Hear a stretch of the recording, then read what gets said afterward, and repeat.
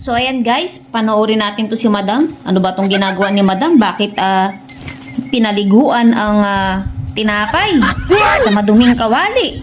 At ayan, ni ginanyang ganyan guys, no? O piniga-pigaan. O tapos pambihira na nilagyan ng mga dilaw na itlog. Yan, yung dilaw ng itlog ang inilagay dyan. Tapos minekos-mekos ni Madam. Ano kayang gagawin ni Madam? Oh, tapos inilagay sa piping bag.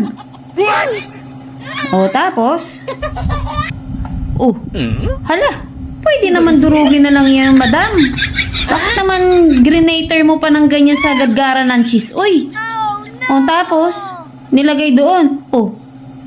Tapos nilagyan ng ano yan, parang cream. Gatas ba yan? O ano, parang cream? O, tas dinurog niya ulit, guys. Ayan, ginamitan ng spatula. O, tas in-strainer. Oh. Grabe naman na sobrang nadurog yan, Madam. O, syempre hindi lalabas. O, pagkatapos ayun, inilagay niya doon, guys. Naglagay siya ng harina o cake flour ba yan? Tas inilagay niya. Diyos ko naman, bakit ilagay mo pa sa piping bag? Pwede namang hindi na ilagay sa piping bag yun, Madam. O yan, minekos-mekos na dyan guys. Tas itlog na naman ulit. Nilagyan ng mga ingredients sa pagbibake. O tapos minekos-mekos na naman yan ng mixer guys. Grabe na durug-durug yan, Madam. Oh my God. Ayan, in-spatula na naman ni Madam. Baby yata yung kakain na ito, no? Ayan siya. Nilagyan na ng oil. At minekos-mekos. O tapos, inilagay sa hulmahan. Maganda pa yung hulmahan niya guys. May design pa. Wow! Ang dami ang proseso ni Madam. Uy. Tapos, in-steam. Oh, no bake to, no bake. Steam ang ginamit niya. Siyempre, ayan, para malaman kung luto na. So, luto na. O tapos, ano yan?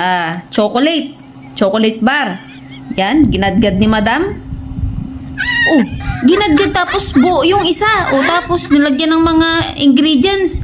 Gelatin, tubig. Tapos ano yung isa, parang powder. Ang bilis naman ni Madam. Uy, dahan-dahan lang ba? Tapos ilagyan ng cocoa powder. Yan, pinakulo. O tapos sinulma ulit dyan sa kanyang hulmahan. Ang bilis mo, Madam. Dahan-dahan lang. O ayan, inilagay dyan yung in-steam na banana, no?